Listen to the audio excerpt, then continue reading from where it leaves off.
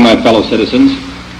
This afternoon, following a series of threats and defiant statements, the presence of Alabama National Guardsmen was required on the University of Alabama to carry out the final and unequivocal order of the United States District Court of the Northern District of Alabama. That order called for the admission of two clearly qualified young Alabama residents who happened to have been born Negro.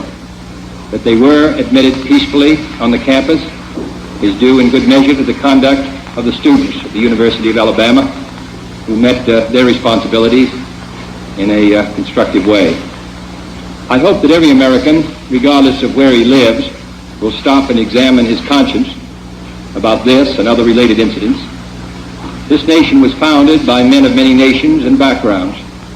It was founded on the principle that all men are created equal, and that the rights of every man are diminished when the rights of one man are threatened.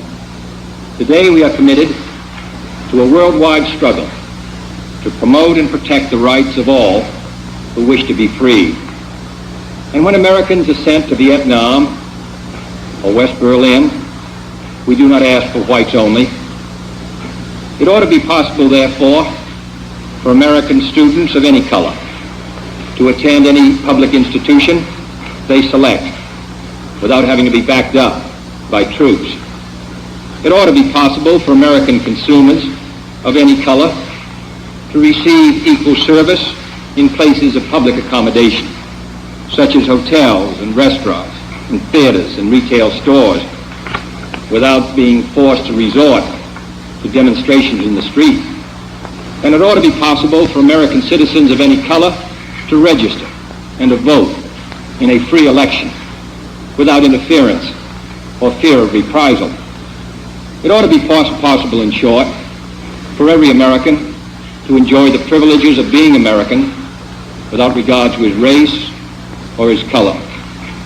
In short, every American ought to have the right to be treated as he would wish to be treated, as one would wish his children to be treated. But this is not the case. The Negro baby born in America today, regardless of the section of the state in which he is born, has about one-half as much chance of completing a high school as a white baby, born in the same place on the same day. 1/3 as much chance of completing college. 1/3 as much chance of becoming a professional man. Twice as much chance of becoming unemployed. About 1/7 as much chance of earning $10,000 a year. A life expectancy which is 7 years shorter, and the prospects of earning only half as much. This is not a sectional issue. Difficulties over segregation and discrimination exist in every city, in every state of the Union, producing in many cities a rising tide of discontent that threatens the public safety. Nor is this a partisan issue. In a time of domestic crisis, men of goodwill and generosity should be able to unite regardless of party or politics. This is not even a legal or legislative issue alone. It is better to settle these matters in the courts than on the streets, and new laws are needed at every level. But law alone cannot make men see right. We are confronted primarily with a moral issue. It is as old as the Scriptures and is as clear as the American Constitution. The heart of the question is whether all Americans are to be afforded equal rights and equal opportunities, whether we are going to treat our fellow Americans as we want to be treated. If an American, because his skin is dark, cannot eat lunch in a restaurant open to the public, if he cannot send his children to the best public school available, if he cannot vote for the public officials who represent him, if, in short, he cannot enjoy the full and free life which all of us want, then who among us would be content to have the color of his skin changed and stand in his place? Who among us would then be content with the counsels of patience and delay? 100 years of delay have passed since President Lincoln freed the slaves Yet their heirs, their grandsons, are not fully free. They are not yet freed from the bonds of injustice, not yet freed from social and economic oppression. And this nation, for all its hopes and all its boasts, will not be fully free until all its citizens are free. We preach freedom around the world, and we mean it. And we cherish our freedom here at home. But are we to say to the world, and much more importantly, to each other, that this is a land of the free, except for the Negroes, that we have no second-class citizens, except Negroes, that we have no class or caste system, no ghettos, no master race, except with respect to Negroes? Now the time has come for this nation to fulfill its promise. The events in Birmingham and elsewhere have so increased the cries for equality that no city or state or legislative body can prudently choose to ignore them. The fires of frustration and discord are burning in every city, north and south. Where legal remedies are not at hand, redress is sought in the streets, in demonstrations, parades, and protests, which create tensions and threaten violence and threaten lives. We face, therefore, a moral crisis as a country and a people.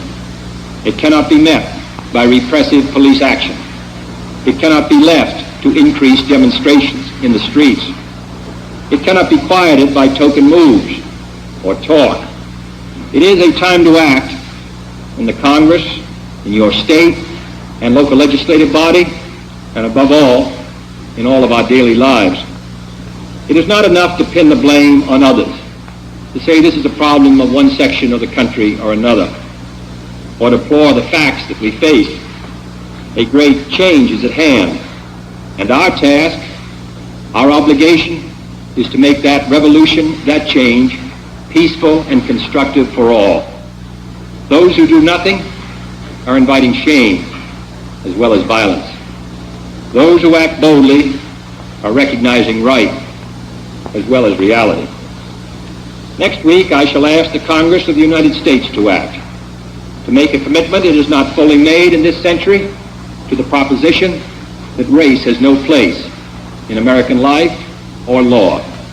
The federal judiciary has upheld that proposition in a series of forthright cases. The executive branch has adopted that proposition in the conduct of its affairs, including the employment of federal personnel, the use of federal facilities, and the sale of federally financed housing. But there are other necessary measures which only the Congress can provide, and they must be provided at this session. The old code of equity law under which we live commands for every wrong a remedy.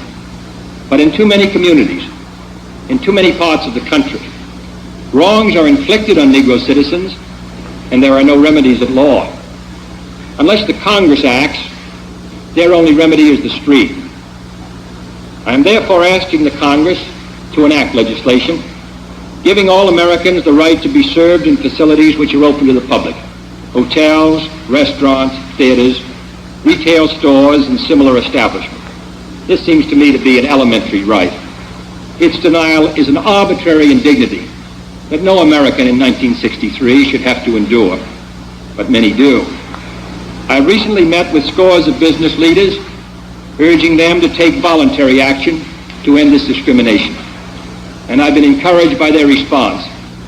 And in the last 2 weeks, over 75 cities have seen progress made in desegregating these kinds of facilities.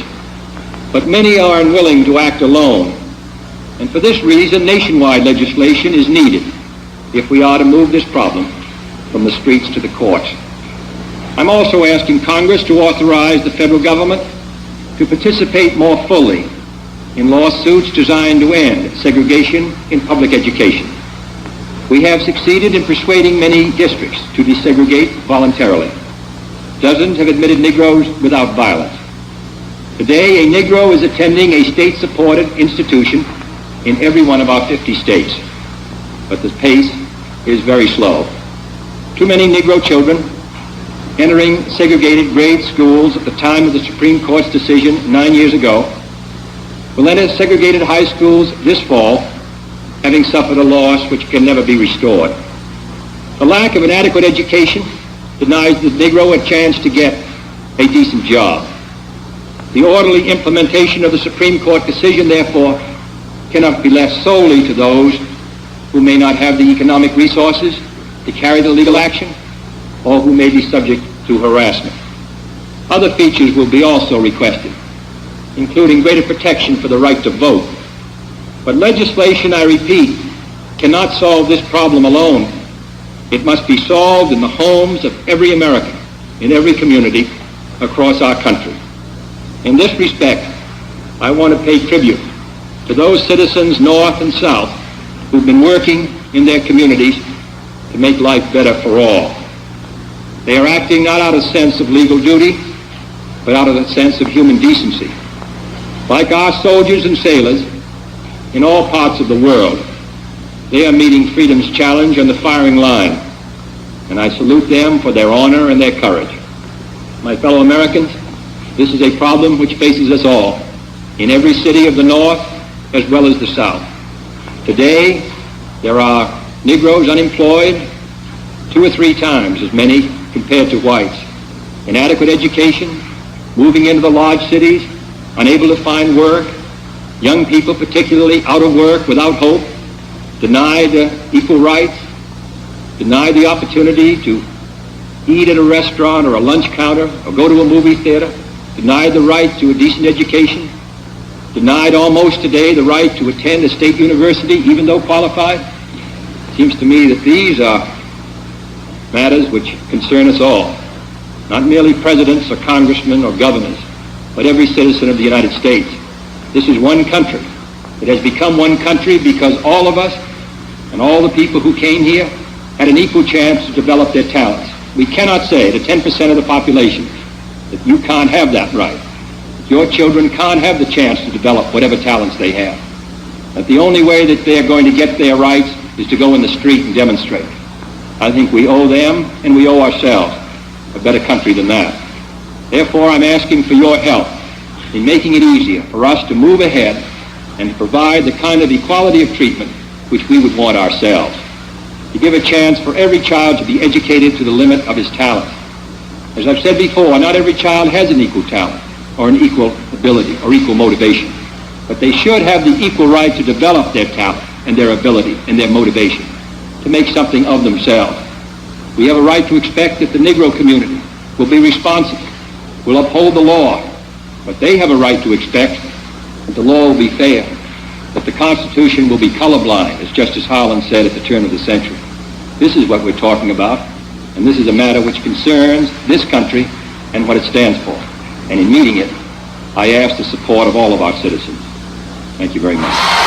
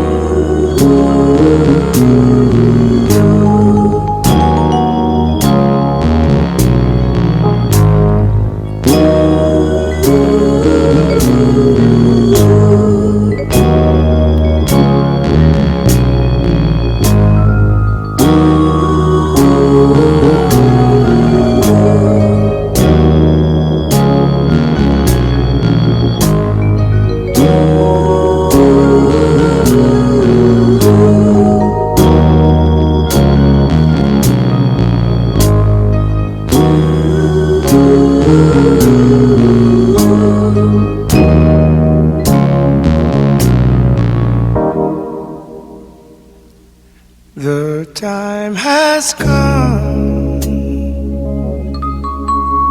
for bad things to end.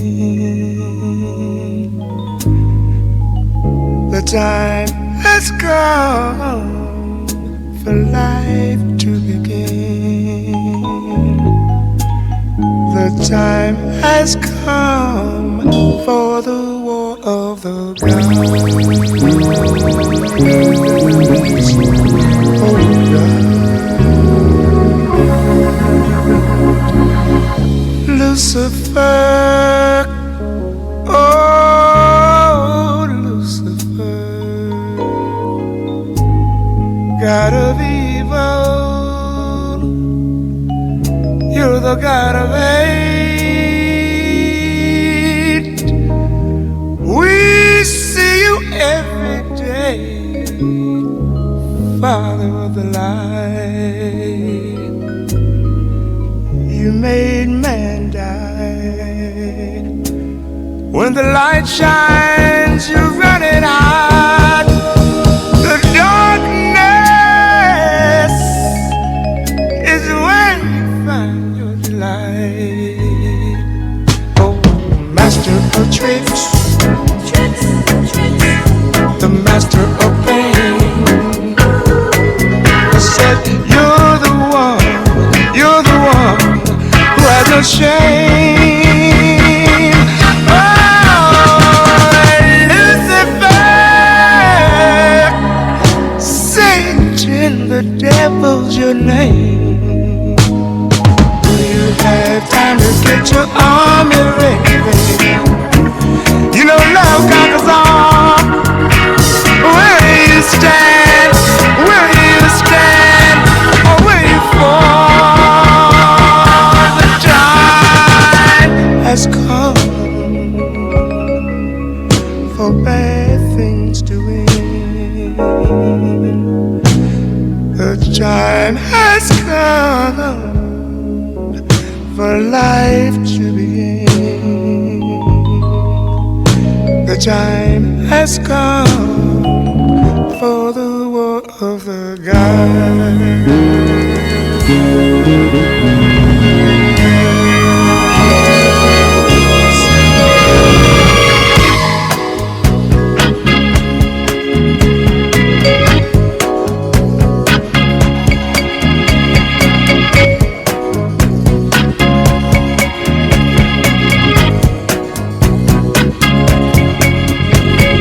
God is just a title. It's like calling somebody father, preacher, president, or general.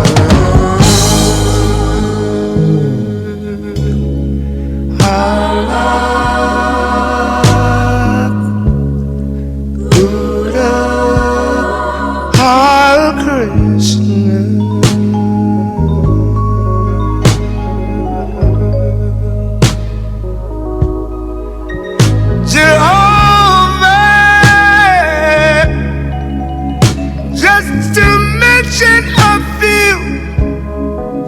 Some people even call Jesus God too. Love, peace, and eternal life is your reward to anyone who knocks on your doors. There's only one God that's true. Yet all the names are not the same. One day the people of the world will know your great name. You are the strong and you are the mighty. I hope I'm with you when they start to fight it. Of the time.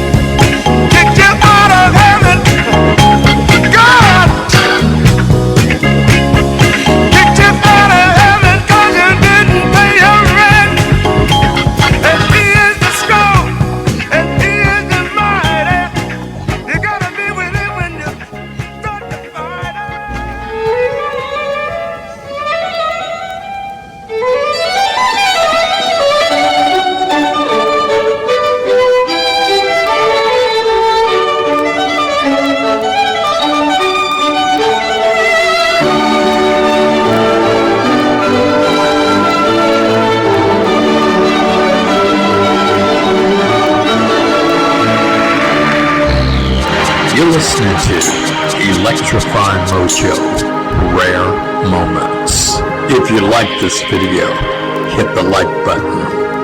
If you wish to subscribe, hit the subscription button. If you like this video, hit the like button.